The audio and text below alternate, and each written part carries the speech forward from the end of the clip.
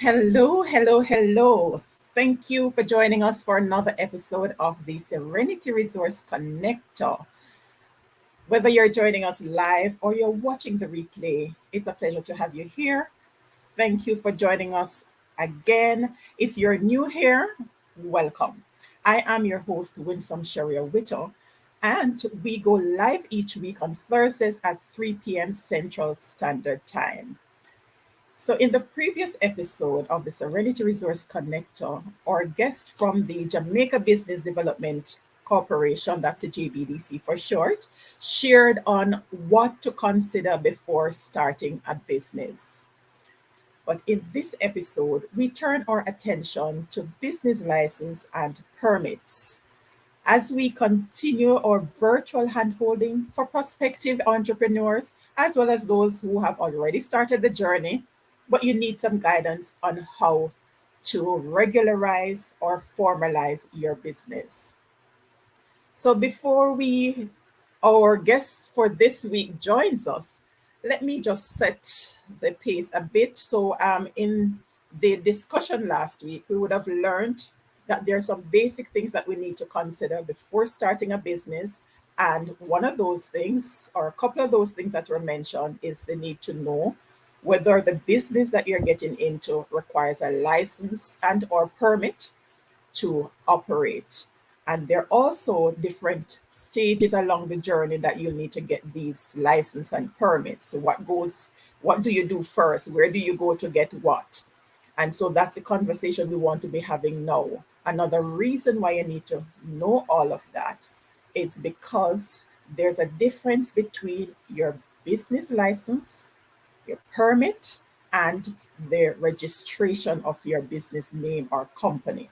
Different things and different entities that deals with those. And that's the purpose of the Serenity Resource Connector, to guide you as to which entities provide you with which service and how you go about accessing those services.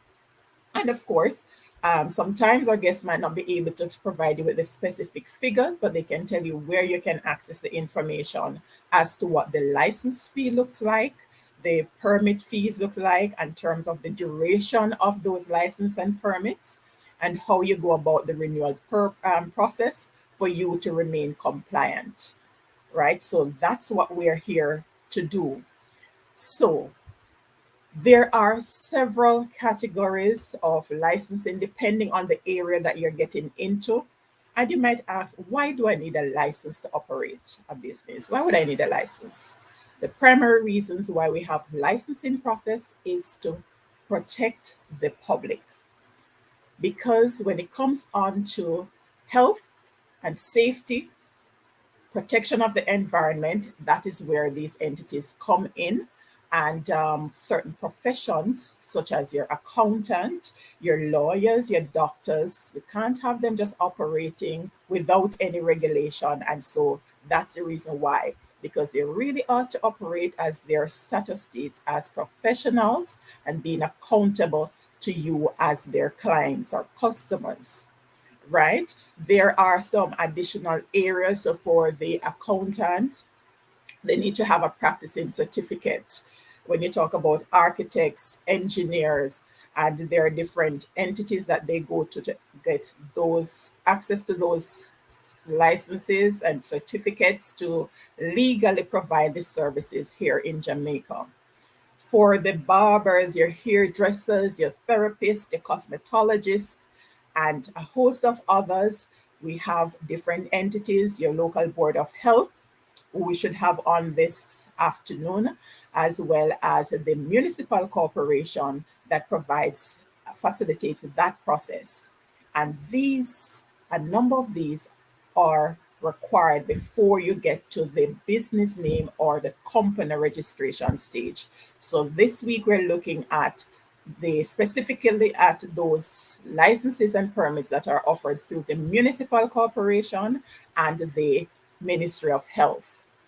But just wanted to provide you with some additional information as to some of the other areas. You have like your electrical installation. They are certified by the Board of Electricians.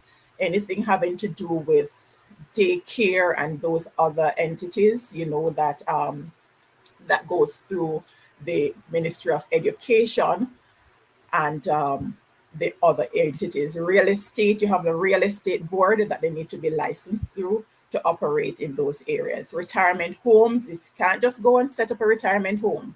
You need to get permission from the Ministry of Health, where they come in and do their assessment to ensure that the premises is fit for those who you intend to take care of, right? So those are some of the entities that you would look to get you that information in terms of the licensing and the special permits. Let me share a bit more here as we get ready to bring on our guests for today. So a resource that you can go to is www.gov.jm.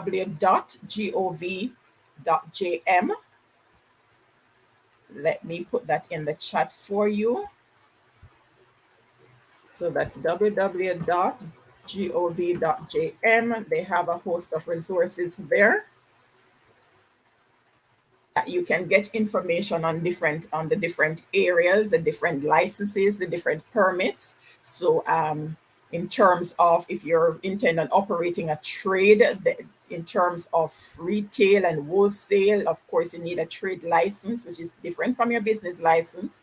Business license, we'll get into some of that, but outside of the areas that will be addressed by our guest presenters this afternoon, we have also, for example, those that operate in the telecommunication space. That is why you have a Office of the Utilities Regulation that governs how these operators conduct business in this space. It's not just about when you have challenges with the bills, but in terms of how they deliver the service to you, there are health risk involved, other risk involved for those who run cables and so on. It has to be at a specific height to ensure that it does not interfere with the free flow of traffic and that it does not pose any risk to the day-to-day commuting, whether you're walking or driving.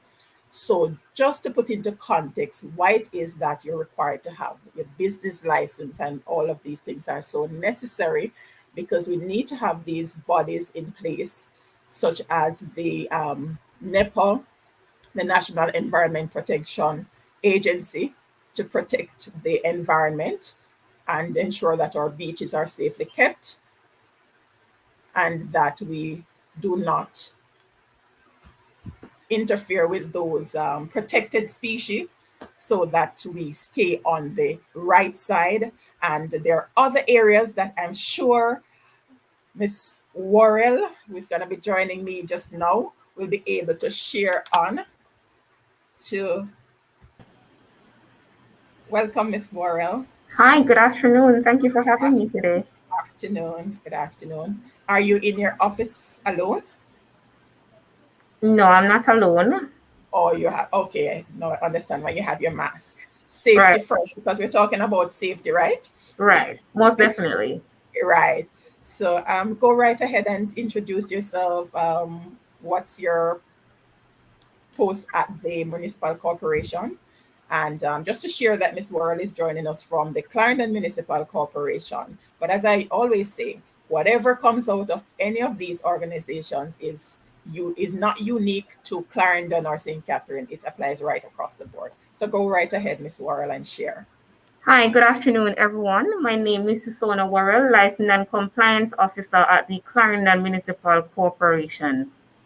So I am happy to join in with you today to make you aware of your license that you would need when conducting your business. And when I make mention of license, I am referring to barbers, hairdressers, butchers, beauty salons. So you have individual license, you have your business license slash shop license, and that is different from the license that most persons are confusing with when you make reference to the company's office of Jamaica. I want to make it clear or make you more aware of the difference between both, as Mrs. Witter had made mention of earlier. One of the primary reasons for the Companies Office of Jamaica registration, it speaks to regulate the company or the business that you want to venture in. As it relates to the license, let me just say in a nutshell that it is a permit from an authority for you to own or use something. And simply in a nutshell, it's making you legal to operate in the specific field. So if it is that you're an hairdresser, you would need an individual hairdressing license for you to be operating within that field. And so those are the stuff that we want to share with you today and make you quite aware of the requirements, what it needs, how do you go about applying for these licenses and stuff like that. So, Mrs. Whittle, Yes, okay, right ahead. right. So I want to start off with your individual license. And so with the individual license, your individual license can be hairdressing, your individual license can be nail technician, cosmetologist, which is a broader spectrum. You have barbers. For persons who are venture off in the field of a beauty therapist, they also need an individual license. And I realize that most persons are not aware that if it is that you are doing makeup, if you are putting lash extension, if you are doing piercing, if you're a tattoo artist, anything that beautifies the skin, then you need an individual license to do so. Separate from the individual license, you would need to have your shop license. Your shop license comes about if it is that you own the shop. Why I want to make that clear, you have persons who own the business. So I own the business of a beauty salon, but I am not a hairdresser or I'm not a cosmetologist. But therefore, my shop still needs to be licensed, right? And your purpose for doing that is for you to help to as it relates to your health aspect. And I think public health department will be giving you much more information on that. Now, as it relates to that, one of the primary requirements for you to apply for a license is for you to have your public health permit that is up to date. So you need your valid public health permit. Most persons would ask, what is this public health permit? Is it the same thing as the food handler's permit? Normally, I would say yes, but it is more specific as it relates to the field that you're venture off in. Now, other requirements as it relates to you applying for a license. For you to apply for a license, before I walk you through the procedure, I will first and foremost give you a listing of all the requirements. You would need your TRN, you would need your ID, you would need 2 passport size photographs signed by JP, if it is that you are a first-time applicant. If it is that you are doing a renewal, then we can do an original identity, and we would have already had that on file. You would need your valid public health permit, the applicable fee, and also a copy of your last license if it is that you're doing a renewal. So let me go over those requirements once more. You need your taxpayer registration number, which is your TRN. You need your valid identification, which can either be your national ID, your passport, or your driver's license. You need 2 passport size photographs signed by a JP. You need a certificate of cosmetology or hairdressing or barbering, whichever field that you are in.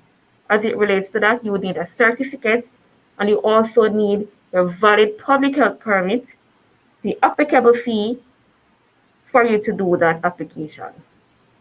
Those requirements, it goes for both individual license and the shop license. So the process as it relates to applying for the license, the individual license, so to speak, and the shop license, you would come to the Caribbean Municipal Corporation with all these requirements that I have listed out just now. You'd fill out an application form, submit your requirements. We will then take it to meeting for approval if it is an individual license. If it is a shop license, we do the application in duplicates, and the public health department would have gotten a copy. They would then go and do their inspection, and after doing their inspection, they would then make their recommendation. When the Clarendon Municipal Corporation received that recommendation, as it relates to the shop license, we would then take it to meeting for approval, and once it is approved of, you will then be notified to come and pick up your license. So that was it on individual license and shop license as it relates to barbers and hairdressers. Now I want to speak a little bit about the butcher's license. If you're a butcher, once you do slaughtering, you definitely need a license. And the requirements for the butcher's license would be your public health permit, your TRN, your ID, the applicable fee, and you will get the application form to be filled out. I always encourage persons to get the requirements first, and one of the primary requirements would have been for you to get your public health permit. Once you get that public health permit, you can then take in your photograph, IDs, your TRN, all the other required documents, and submit your application. So I just spoke about individual license, shop license, and butcher's license. For the butcher license, separate and apart from you applying for your individual butcher's license, every butcher is required to have a butcher's record book. And that butcher's record book, whenever it is that slaughtering is done, we'd make a record of that book. Whenever public health comes to inspect and stamp your meat, that is the record that they would provide to us when giving us any recommendation on how slaughtering is being done. All right. And we spoke about that to wrap up that butcher's application. We need a completed application form, the butcher's public health permit, 4 passport size photographs. We need the butcher's record book, the applicable fee, your TRN, and your ID.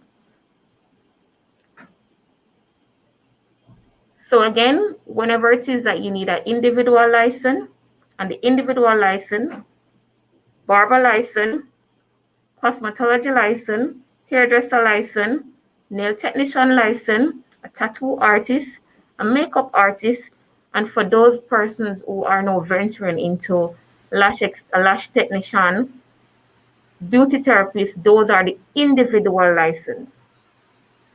The shop, as the name suggests, for you to license your shop, we just need the requirements that we asked for, and once it is up to par and public health do their inspection, then you should be fine on getting your shop license. The same goes across the board for all license, individual license, your beauty salon license, and your butcher's license. Now, I also want to speak about places of amusement. It is the same that persons refer to as your party permit. So we do offer that service, and once it is that you're going to be hosting an event, you do need a permit to do so.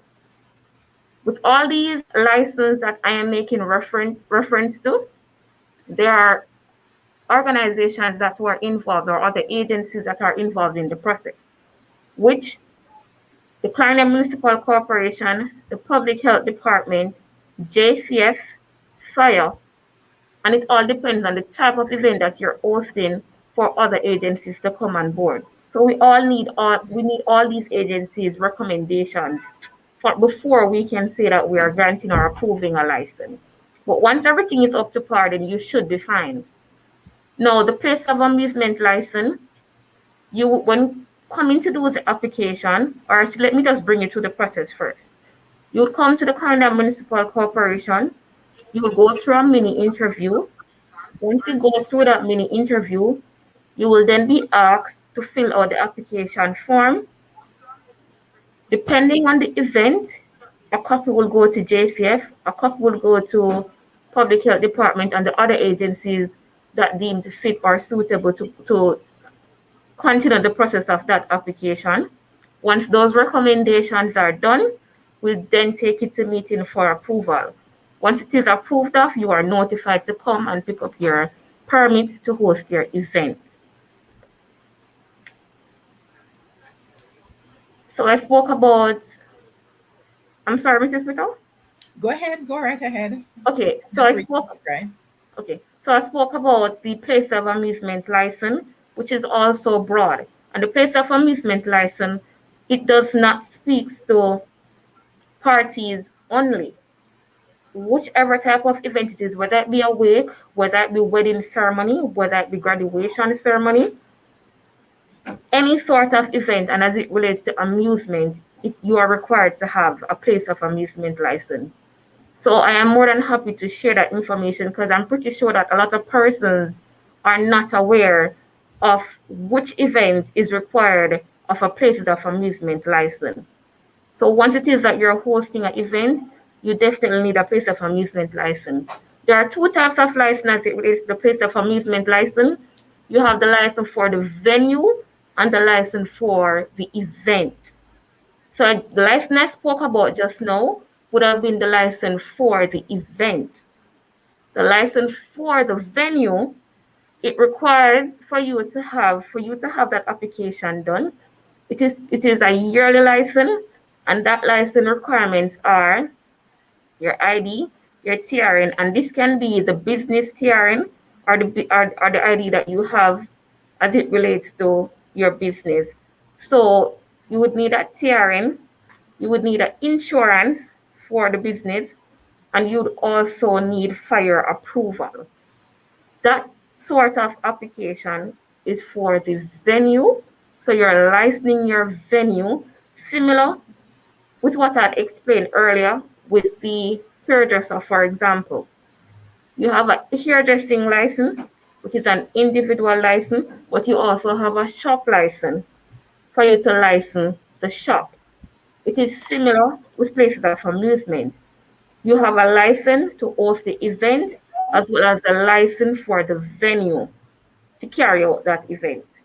So those are the two types of license that we offer here as it relates to your places of amusement license. Place of amusement also goes as it relates to promotional events. So it varies. And what we do ask of is once it is that you have an interest in hosting an event, whichever type of event it is, reach out to us at the Clarendon Municipal Corporation. You can come in physically or you can send us an email and we will definitely provide you with all the information that you need, all the requirements, the application process. We'll walk you through it. And of course, we will have your permits ready for you to host your events.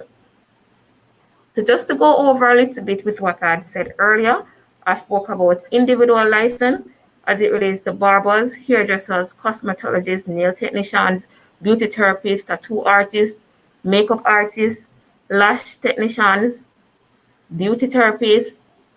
That's the individual license. I spoke about the shop license, and I also spoke about butcher's license, and finally had spoken about your place of amusement license. And those two licenses are the license for your event and license for the venue. Mrs. Whittle?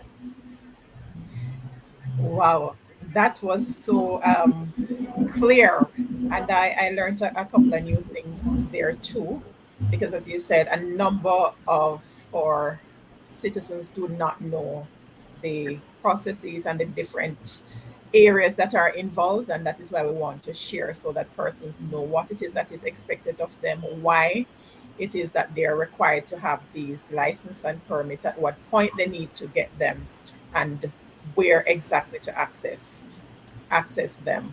As, Right? Is as, there you an have, online? as you have Is there? mentioned about at Yeah. what point they should access them, for those individuals who are in practice, we do offer what is referred to as a training license.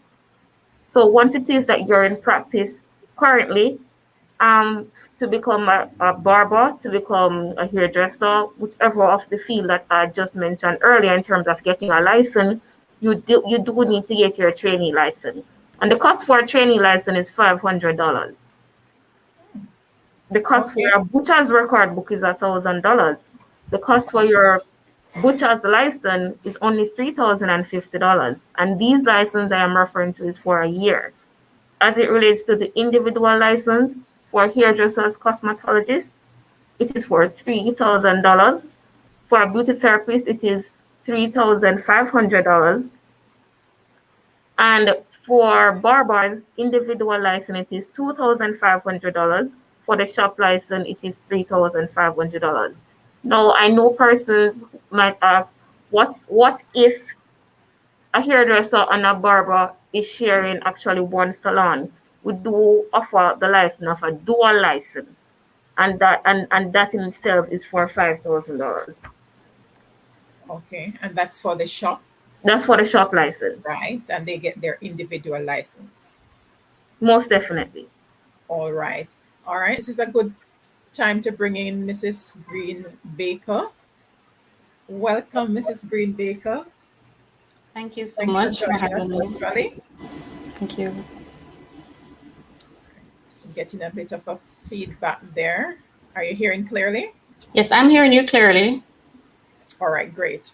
All right. So, Mrs. Green Baker, go ahead and introduce yourself. Tell us what it is that you do at the Clarendon Health Department. Is that the correct name, by the way? Yes, you are very There's much so many correct. changes. There's so many changes going on with these names. Right. All Go right. ahead and introduce yourself before we I'm get into Lin- the I am conversation. Lenise Greenbaker, and I am the Chief Public Health Inspector for the parish of Clarendon, and I operate out of the Clarendon Health Department. That's where my office is located. Okay, great. So, Ms. Worrell was just sharing about what happens from the municipal corporations and as it relates to the permits and licenses for barbers, hairdressers, nail technicians, makeup artists. What happens before it gets to that process at the health department? Or before we even get there, I shared earlier, but I wanted you to share as the expert. Why is it that it's necessary to get these licenses? All right. So I would want to start with a little preamble as it relates to the governance of the structure at the parish level. So the local municipalities, as along with the health department, constitute the local board of health. So any trade or activity that will impact on health and well-being, we would offer governance as it relates to issuance of permits and license. So in some areas, we work along with the municipal corporation as it relates to giving the health overview as a recommendation towards the licensing of these establishments. For example, Ms. Warren spoke about the barbers, hairdressers, as well as cosmetologists in general, and butchers. So we will give a health recommendation to the municipal corporation that will weigh in whether or not these persons are granted a license. With regards to our aspect, we focus in terms of issuance of license to food handling establishment and permits to food handlers. These are important rather for the purpose of standardization and allowing for certain governance. We want to ensure that our standards are in keeping with our counterparts, not just locally, but internationally, because each business wants to expand and to enter the global sphere. And of course, we know that in the trade industry, there are technical barriers to trade, and there is the principle of equivalency of trade. So whatever one country has, if you want to engage another country, you want to make sure the same thing as it relates to standards obtained. So that is why it is important for us as regulatory agency to ensure that we have these licensings and permits for these establishments. And they're not automatic because persons have to meet particular standards, as Ms. Word would have alluded to with regards to her entities. So I'll stop there. I don't know if you want me to continue as it relates to the detail of our processes. Definitely. Go right ahead. Thank you. All right. So on the Public Health Inspectorate, who is charged with the regulatory duties of the Health Department, operates under the Public Health Act. Under the Public Health Act, there are accompanying regulations such as the barbers and hairdressers regulation. We have the tourist establishment regulations. We have the food handling establishment regulation, the swimming pool and recreational waters governance. We have standards and regulation that govern these entities. And all of these entities we would regulate in terms of carrying out. We offer our guidance in public health, one, by means of educational training. So, for example, for the food handlers permit, there is a particular training session that goes along with that. And even though the municipal corporation is the licensing body for barbers and hairdressers, we offer that public health training. For example, let us look at the pandemic we're in now. Because of the close nature within which these persons operate their trade, it is possible for us to have the spread of communicable disease in these workplaces. So therefore, we ensure that they're trained in infection prevention and control measures as it relates to infectious diseases. We also inspect the facility to make sure that it meets a particular standard in terms of health with regards to ventilation, with regards to waste management, and general outline for safety, because you don't want a situation where it is too cluttered or you have crisscrossing of activity that can lead to accidents such as trip and falls. So we look at it from that perspective in terms of training. And apart from the training for the specific permit, we also we do our regular health educational training. So sometimes they might have their own symposium, they might have their AGM, and we'll go in and do educational training. Or if there are topical issues, as they were with COVID, new and novel disease to us, we would make sure that all these persons in the different workplaces would be au fait with what the guidelines and the protocol of the Ministry of Health are. So apart from the educational component, we also conduct inspections. So we have varying inspections. We offer, which you don't see a lot of persons taking up, the pre-operational inspection. So let us say you want to enter into a particular business. First, it is good for you to research from the regulators what are the standards, and then persons would probably reach out to us, very few though, but we would want to encourage this for us to do a pre-operational visit to the site to say, these are my intention, this is my business plan, how would it work at this particular location? So we do offer that. We tell them what, in terms of what the standard would be and whatever we presume might be any encumbrances. So that would be a pre-operational visit before the business starts, and we follow up when the business is in operation with compliance visit, because each person, as Ms. Rural alluded to, in terms of some license or permits is linked to the individual and some are linked to the establishment. So persons should have their license ideally before they start operating. So we will do compliance, that is called a compliance inspection, where we now measure your standard or your entity against a prescribed tool to see how you will come out in the end in terms of whether you will be compliant or not. And if you satisfy all the requirements, then you'll be recommended for a license.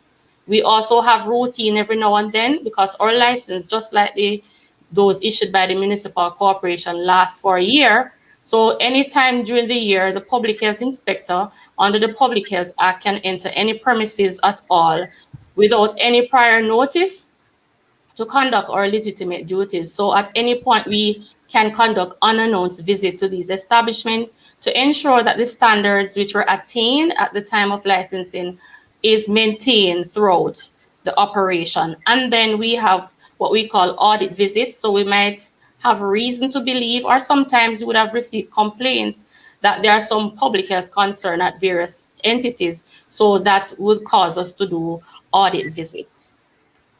Now, if I may continue as it relates to the certification process specifically. So our license. Before you get to the certification process, yes, you mentioned earlier in terms of that visit that you do before the actual start, pre-operational. Yes. Thank you. Right. So for those who are looking to establish a space at their home, this would be a good opportunity for them to ask you to come in and check if it is conducive to operate from. I would want to say yes with some reservation, because depending on the type of entity, because some entities are not permissible right now to be operated out of a home setting. For example, some food handling establishment. So for example, you have persons who might say they're offering a catering service and they are what we call operating out of home, those we Right. classify as a cottage industry. However, even though they're operating on the premises of their home, we would want to ensure that they have separate facilities because you're not offering food for sale to the public. So we want to make sure that the requirements are met. So just to modify or specify that even though you're operating out of the home, not necessarily your house, but a designated area of the premises, whether you want to designate half of the house as the business on the other half. But there are certain entities as it relates to us and our regulation, specifically food handling establishment, would not be permitted out of the home directly. But Okay. wherever you plan to operate and you notify us, we do offer that service in terms of providing you guidance. And we find that persons benefit a lot in that it saves you a lot of money because you would have known what to do in terms of the modifications, um, instead of going ahead and then you have to, tear down and start all over again for want of a better explanation right now. Okay, but that is relates to because a number of hairdressers and so on they would have started from home. So as it Mhm. relates to that, because some are probably looking to move back home now with the slow down in activities and the increased overheads, they might want to utilize a room at home and so on. So that they could check with you first, because if they're relocating, are they required to notify? What's the procedure if they're relocating? All right, so two things you brought up, so I'll deal with them Right. separately. The first one, so for the here, COVID has taught us resilience and creativity. So there are persons who might want to move back home. Again, there are risk factors there. Remember, you'd be inviting the general public into your space now. So you would Right. be exposing your family as well as you, whatever, if there's a situation at home, you'll be exposing the public to same. So we'd want to advise again that you have a designated demarked area for the business that is separate and apart from your living quarters. So just to make that clear. In terms of the second part you asked, what was the procedure? If they're relocating. Yes. So if they're relocating, the license that is granted under public health is valid for the particular location for which it was issued. And to be more specific, even let us say the food handling establishment, with change of management, change of the layout, that initial license would have become invalid, even though a year would not have been passed. So once there's a change of operation, it opens up different opportunities for risks. So therefore, once there's any change, whether it be Right. in management structure, operation, or physical location, it is advisable that they notify us because the license is not transferable from one location to the next. And if the flow change, the risk might change. So it means that we have to do a re-inspection.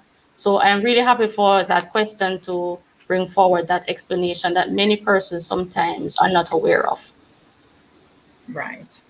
Yes. No, you can continue with the other aspects. All right, so I'll now speak of the procedure as it relates to applying for a food handling establishment license. So the process starts by you, the regulation states, once you are desirous of being employed in a food handling establishment or being the operator of a food handling establishment, you must. And in law, when you hear must and shall, it's different from may. It means that there's no option. So ideally, you should apply prior to your operation. The forms are available. They can be accessed online in some areas, and most health departments and all health departments rather, and most health centers would have the application form for a food handling establishment. So persons would collect the form or download the form, complete the form, and then take it to the health department or any of the health center where we have collection of fees being done, and you pay the associate fee. Depending on the establishment, the fee varies, and the schedule of fees is listed in our food handling regulation, which is available on the Ministry of Justice website and the Ministry of Health website. So depending on the category of the establishment, the fee will vary. After you pay the appropriate fee and complete the form, then that now would engage the process. A public health inspector within 30 days should respond to you with an inspection.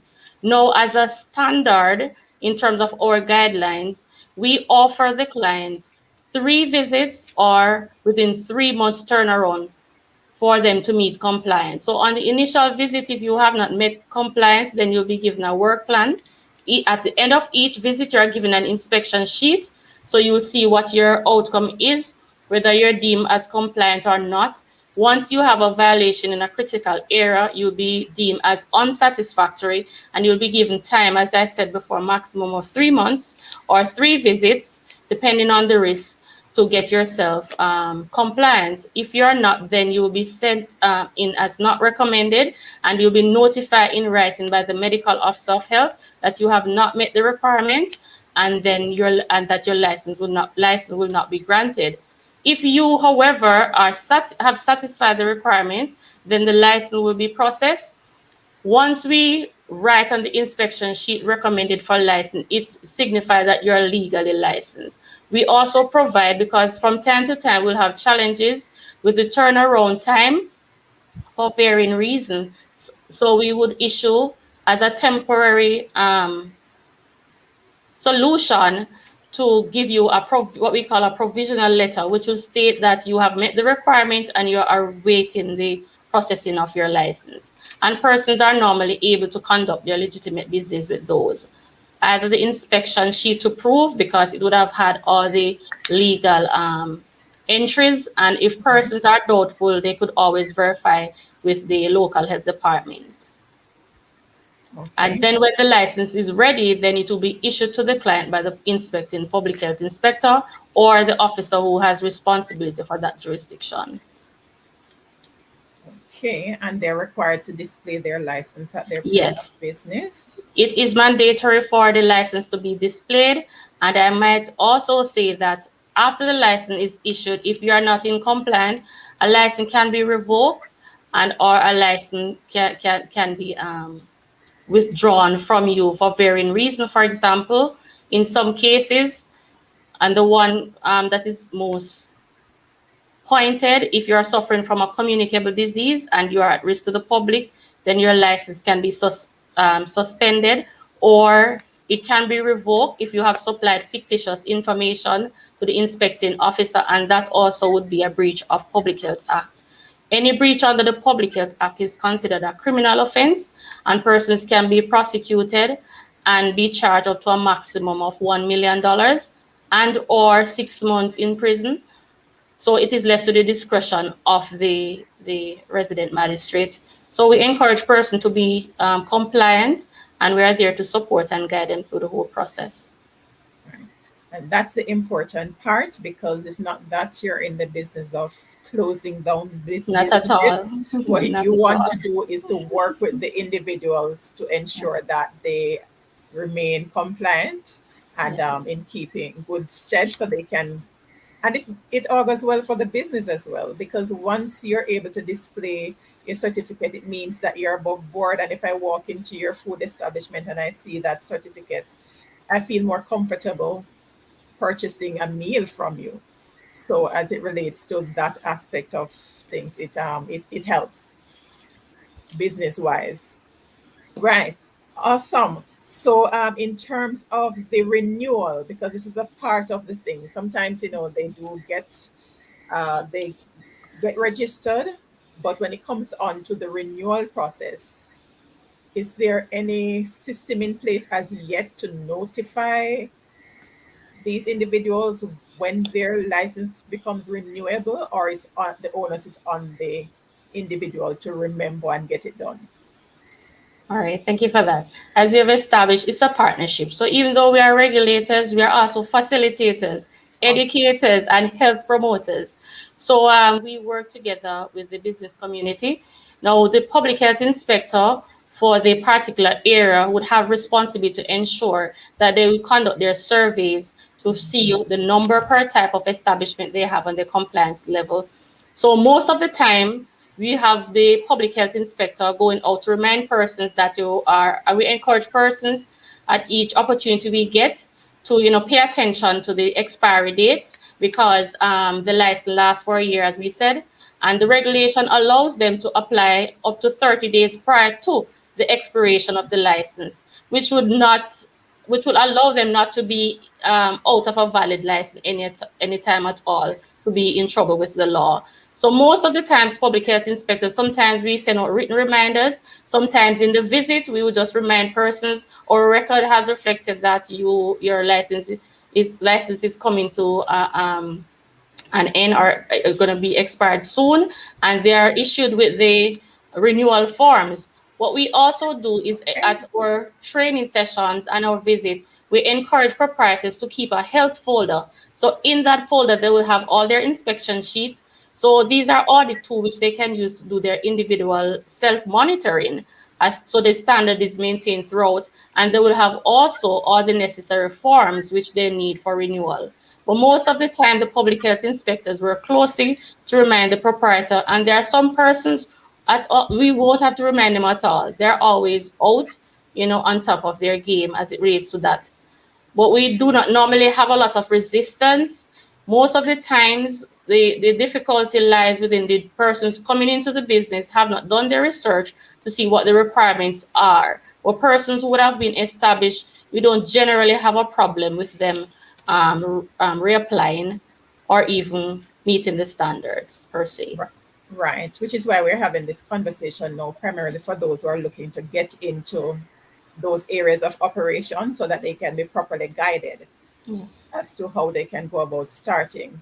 As it relates to those individuals who are entrepreneurs, they're not necessarily going to be involved in the day-to-day operations of the business, but they are the proprietor of the, say, the cook shop or the restaurant. They are required to get that individual license along with each employee. Is that All so? right. So thank you, Mrs. Richard. The establishment owner, proprietor, manager, agent, owner, or occupier, or regulation puts it, will be responsible to apply for the license for the establishment. The workers in the food establishment or general tourist establishment, as well as the barbers and hairdressers, will need a health permit. So I don't want to say food handlers permit, because sometimes persons think we're giving a food handlers permit to a cosmetologist. So there are two different permits. They're all classified as health permits. We also provide for a student permit, whether the person is studying food or cosmetology. Now, for the student permit, the process remains the same for both. So it will be similar to the licensing process. The only difference is that now, because for our region and for health, we're decentralized, so we are part of the Southern Regional Health Authority, we continue to use the physical card paper where a photograph is attached, whereas some other region might use a laminated all-in-one, looking more like the driver's license permit. But wherever you are issued with a food handlers or health certificate or permits within the island of Jamaica, it's valid. So persons, because we're using that system, you need to apply, pay the appropriate fee. The instruction is the same in terms of where you get the forms and where you pay the fee. You would need, when you would have been issued now with an appointment as to when, because as I alluded to earlier, you have a training component. So you will be notified as to when you have an appointment for your training session. At the training session, we advise you now to bring in the other documents, which would be 2 certified passport size photograph to the clinic. So one will go on your file, and they must be the same one, and it should not exceed 6 months since you have taken that.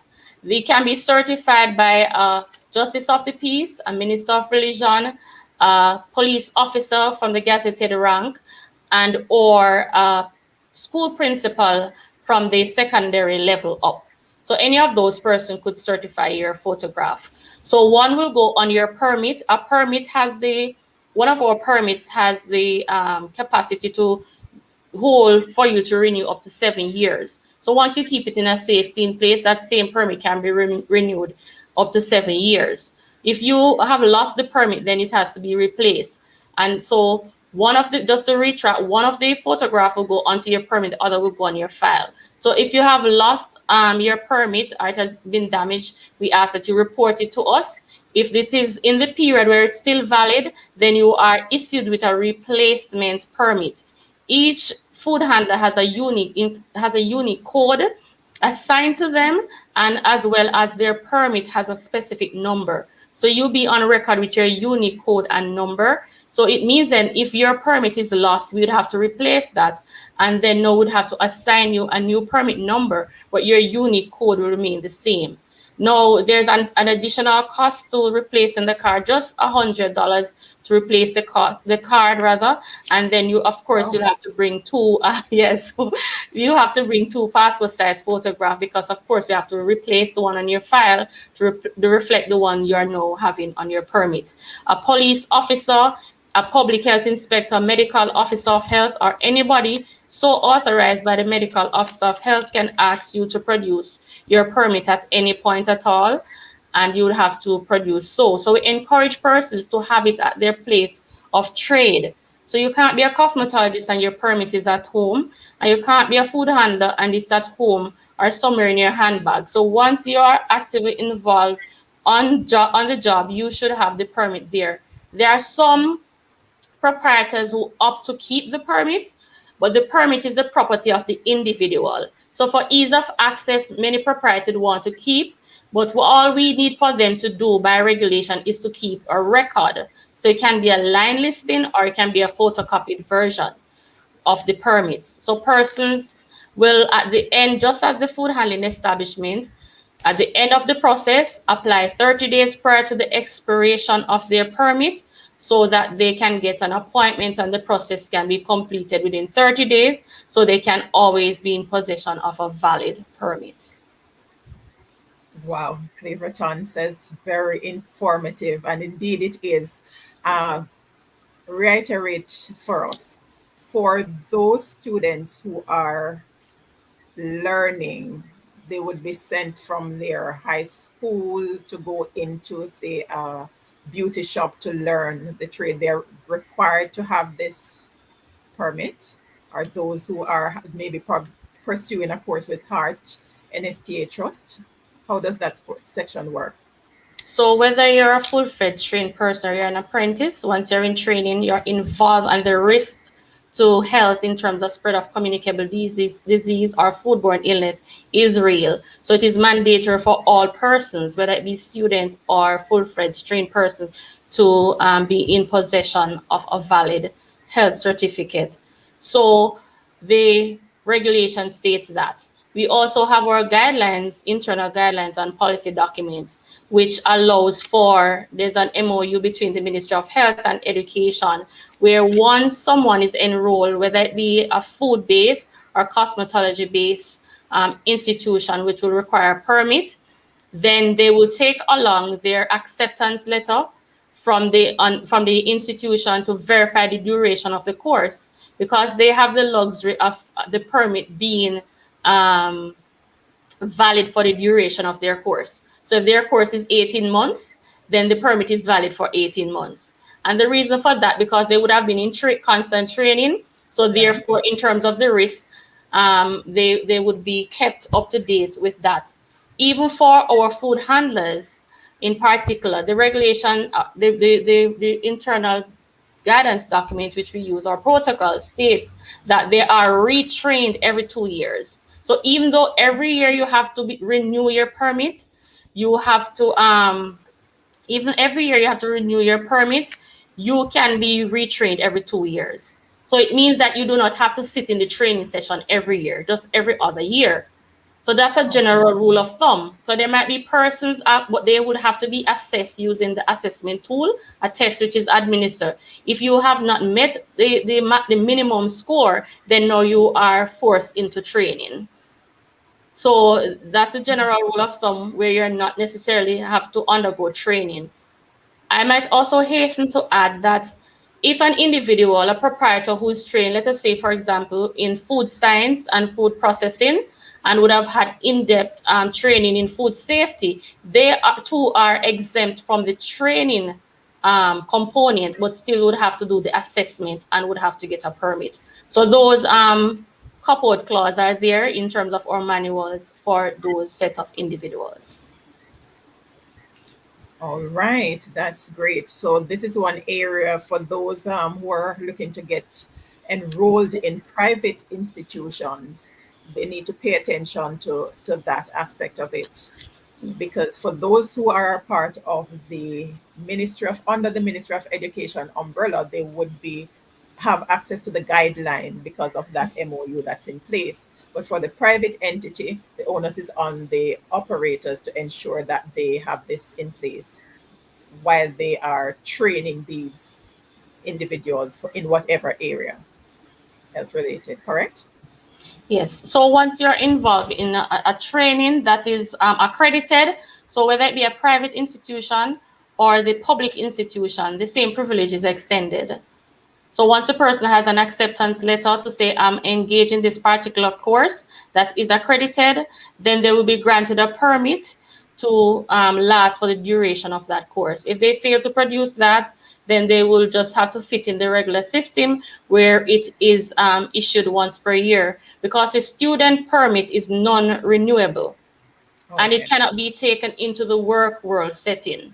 So just for the purpose of educational training. So while they're there and they're going out on their work experience, then they can use that. But once they are to be employed, then they now come into the mainstream training program. So the permit for the student is blue. The permit for the hairdressers, cosmetologists is pink, and for the food handlers, the general, it is beige.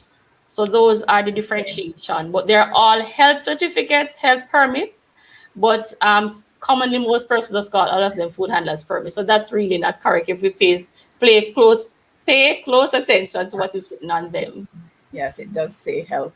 Mhm. This is really engaging, and there are so many other questions because in terms of, or do you have registered jerk vendors? Right. So we have several categories of food handlers. Generally, we classify them as low risk and high risk. Okay. Right. So once what makes a entity a high risk establishment, you sell what we consider potentially hazardous food, and those are foods that allow for the rapid and prolific growth of microorganisms. So the way and method of how you prepare the food to will determine level of risk. So if you say jerk, of course, most likely it's from protein animal source. So Right. that's a high risk establishment. It means then we have to be monitoring them in terms of temperature control for these products, make sure it's maintained and attained. One of the challenge I must admit we have, the fact that they are mobile, it's very hard for you to regulate them. So what we are looking at as a local board of health is to see how we can streamline these. And a part of the Clarendon development plan, we're probably seeing how we can have probably designated streets or in certain jurisdiction or areas where these are designated vending area for jerk or so on. I'm hoping the day when we can get to that point, it would be easier for us to regulate them and it would allow for us to have safer food. So what we ask persons to do, is to reach out to us. We have seen where we had a special intervention with the fruit vendors, and we have seen where persons come up with creative ideas because in essence, you must have access to toilet facility to refresh yourself. You must have access to hand washing. So sometimes you will see persons designing their creative hand washing station, but in terms of access to sanitation facilities, where are they positioned? Do you have access to? Those are some of the challenges, and that is why we are looking at having designated vending areas for these high-risk establishments. Right. I love that road that you're going down in terms of accommodating the changes, just being real about where we are and what it is that we need to do in moving forward. Because these are some of the things that we don't really consider, because we go out into the town and it's so accessible. You get your fruit there and these different things, but we don't really Mhm, think about the mhm. potential health risk that's involved with that. So this is important for public education, so the public is aware. So when you go and you purchase any of these items, it's not just meat, because some people figure it's just when you're doing meat that you need to have these proper things in place. Because sometimes you get the fruit and you just peel and you eat, but you don't know what's going into your system. So What it's what important. if I may add, Mrs. Sweeter, watermelon is one of the most high risk food you can ever eat. So any food Right. that allows for the rapid and prolific growth. So it is high in water content, high in protein. So the meat will be high in protein, but water content, it allows for, and sugar allow for the rapid growth of germs. So watermelon, we might take it. So yes, this is a healthy food, but you have to be observant. The food handler have to be very careful in the preparation, so you don't have handling of it. Anything that you're going to take into your system raw, but the hands must be clean, because you'll be serving to contaminate the food. And many times people become ill and are not aware as to how That's it. they become ill. And they don't even identify it as a foodborne illness. They'll say, I'm having a tummy ache and something didn't agree with me, as we put it locally. Such an interesting conversation. We can't end though before we talk about the trade license. That's that, Miss Worrell, let me bring you back in the conversation at this point for the trade license, because the trade license is for those who are trading in goods, not services. So just shed some light on the trade license for me.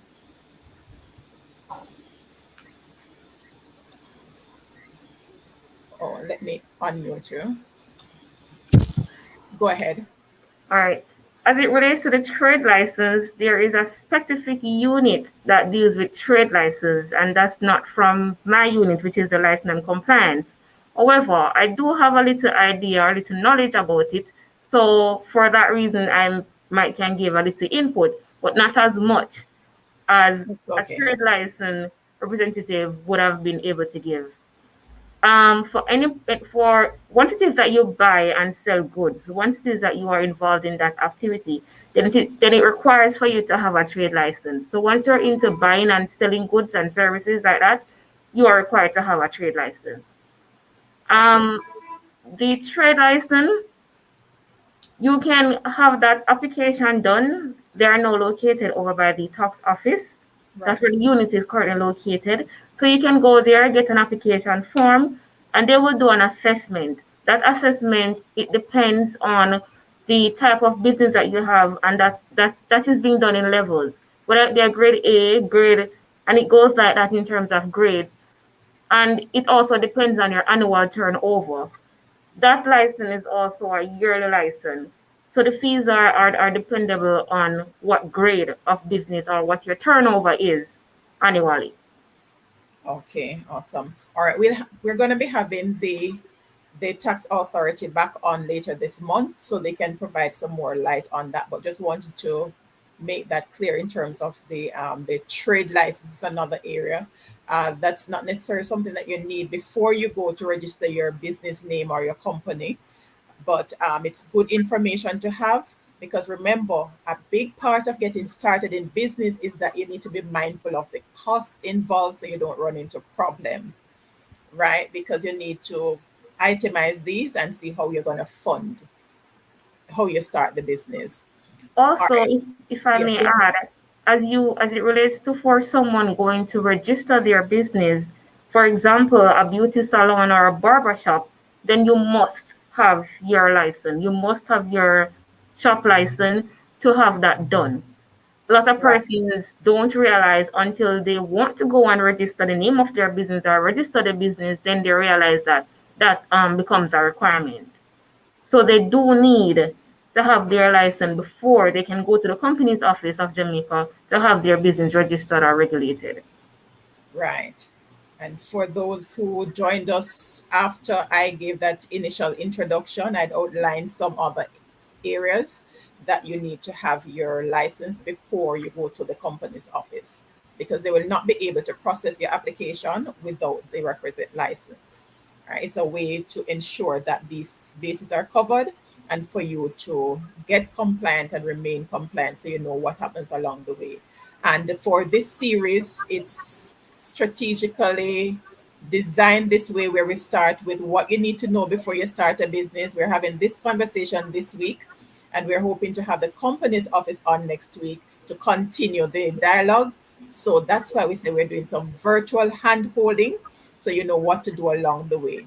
For those who are getting into the purchase and resale of chemicals, there's a special unit. It falls under the Ministry of Health as well, but there's a special unit that deals with that, because if for those who are importing, because I know like for the funeral homes who import, they need a special license or permit that they need to get to actually access these chemicals.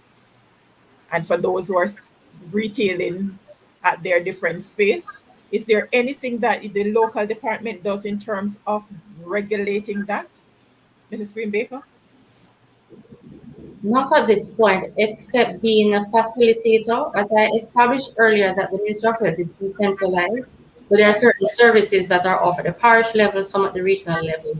So the Standards and Regulation Division in the Ministry of Health head office would be the appropriate body for that. So what we normally do is just provide the link to persons as to where they can go for that. So that would be the Standards and Regulation Division in the Ministry of Health head office. All right. So those who are looking to get into those areas, but the beauty of it, if you go to your local health department, they should be able to direct you as to where exactly you go for those specific licenses. This has been really awesome.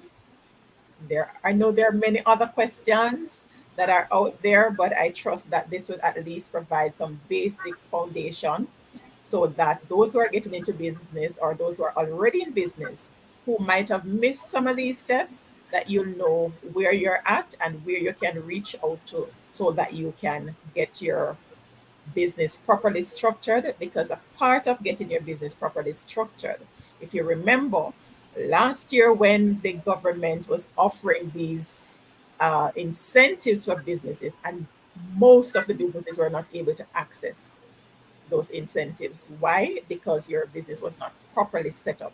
So this program is supposed to assist you in getting in place so you can access these benefits that are out there. There are a whole lot of benefits in terms of grants, and grants are those, it was mentioned earlier, that is those monies that you get that you don't have to pay back. And there are a lot of incentives there, as well as low interest loans that are offered through the Development Bank of Jamaica. And there are other facilities through even your commercial banks, small business loan institutions that you won't be able to access if you don't have these basic foundational stuff in place. So that's what we're here to do, to guide you to ensure that you're positioned to access this funding to take your business to the next level. Any final words from you, Mrs. Greenbaker? Oh, I before just your final words, there's this video, because sometimes we overlook some of these things, because but safety is safety. And they where there's this person who is climbing, they seem to be doing some maintenance, but they were not wearing proper safety gears. Let's use this platform to address that. Some of the risk involved, because you're in the business of health. So what is thank some you of the so risk much. involved in that, and how we can guide these persons in terms of protecting themselves? All right, thank you so much, Mrs. Whittle. My closing thoughts will be that our health, the status of our health, is a summation of our daily decisions. So, our health, as the Ministry of Health champions and the World Health Organization defines, is a state of complete well being. So, not just your physical well being, your mental well being, as you're seeing now, your spiritual well being. So, we want to ensure that you have that balance. We want persons to understand the reality that the health department or the ministry itself cannot take care of all the responsibilities. So, we want to encourage persons to take the initiative to be responsible, right? As it relates to personal safety, occupational health and safety is also very important. You want to make sure that you're correctly fitted with the proper gear to conduct the activities. As you alluded to that particular video that was making its rounds, where persons working at high altitude, there's a risk of trips and fall. And that person was not wearing a helmet, that person was not wearing a harness. Now we are in the height of the pandemic, where the hospital beds are full and the emergency rooms. So you consider that in terms of the risk you're putting yourself at. So we want for persons to assess the risk. I am hoping for the day when each establishment can have a health and safety ambassador. So you look out for these things and you do your internal audit, and we'll just come in just like the municipal corporation and just grant you your permits and license based on the grounds where you would have done your self-monitoring. Let us not limit ourselves to local standards, but use the international benchmark, because we want to reach out. We have this virtual platform now in everything we do, where your products and services are being marketed to the world. So you want to offer the best you have there. So utilize the trainings that are available. We are here to guide you. There are different services apart from licensing and permit that the Ministry of Health and the local health department provides under our institutional health and safety and occupational health and safety arm. On that particular topic, we could also provide guidance, and we do site visits for those operations. So I just want to encourage the populace, Jamaica, and by extension the world that's watching, that we are a global village now more than ever, and we work together in partnership.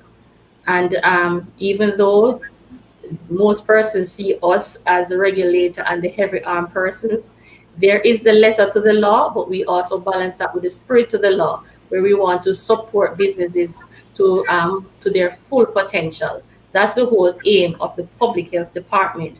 But we will not compromise on standards and safety, but we will go wholehearted with you, goal in your hands virtually, as Mrs. Witter said, to ensure that you reach your full potential. When we see your businesses grow, we are proud and we're happy because it's a reflection of the service that we too offer. Thank you. Awesome. All right. I just made a note. So we're going to have a specific episode for that, as I believe it's very important because there are a number of entities that engage and ought to be aware of some of the things that they can do or get started doing. It might not be at the top level, but the important thing is to get started, to get the guidance that's available and improve from there. Thank you so much. Miss Worrell. Right, as you mentioned about that video, I have not seen it, but as it relates to occupational health and safety, it is something that I am big on, and that is very important. And to take it down a step a bit, when you come here, or what the government body does is to have you, or to ensure that you're up to par, ensure that you have your license, your public health permits, your license for your shops, your license as an individual. And so what we're trying to do is to ensure that we are making health and safety our number one priority as it relates to our customers. And I would want to encourage persons out there, all the hairdressers, all the barbers, all the bushers, nail technicians, beauty therapists, makeup artists, lash technicians, you name it. Come in and visit us at the Clarendon Municipal Corporation or at the health department and ensure that you check out what it is that you need, what are the requirements that you need to start and venture off in your business. And also you can call us at 986-2216 or just come in. We're open Mondays to Thursdays, 8:30 to 5 o'clock. On a Friday, we're open 8:30 to 4. Come in, visit us at the License and Compliance Department, and we'll be more than happy to assist you as it relates to you venture off on your business journey. All right. So we see that the municipal corporation, as most people still call it, Parish Council. the parish council, right? It's the correct name now is the municipal corporation, right? So they do much more than look about the stop lights and the street lights and all of those things and the roads. They're different departments. So this is one such department that deals directly with businesses. And of course, there are other areas that they would deal with. And I suppose it might be a different area that deals with that in terms of the for those who are constructing buildings to get the required permit to do so. But we'll have those conversations later so that you know exactly where you need to go to get all of those things done. Thank you so much, ladies. It was a pleasure sharing virtual space with you here on the Serenity Resource Connector program. And just to remind our viewers that we go live each Thursday at 3 p.m. Central Standard Time. And we look forward to sharing with you on the next episode as we have conversations with another entity government entity that will guide you in terms of you establishing that solid foundation for your business to grow. Thank you again for joining us. And please, as always, remember to share. And there's a YouTube page, Winsome Sharia Witter, or if you Google Serenity Resource Connector, you'll have access to all the episodes of the program that you can share with your network so that we're all better informed and empowered to be responsible and adept citizens of our beautiful island home. Thanks again. Look forward to seeing you same time, same place next week, God's willing. All right. Thanks again, ladies. Have a great afternoon, great evening, wherever you're joining from. God bless. As usual, we take it.